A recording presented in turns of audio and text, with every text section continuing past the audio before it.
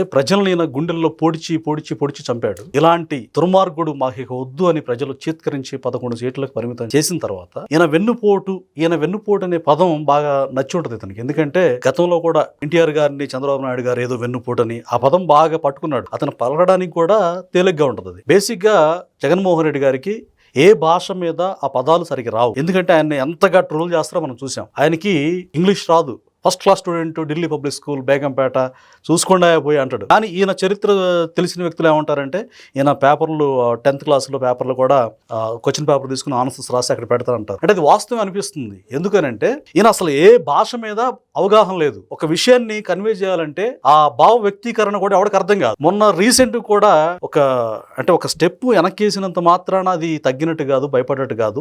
సింహం కూడా ఒక అడుగు వెనక్కి వేస్తుంది అన్న విషయాన్ని చెప్పడానికి ఒక వెనక్కి వెళ్ళిపోతామే తప్ప అని ఏదేదో మాట్లాడుతూ ఉంటాడు.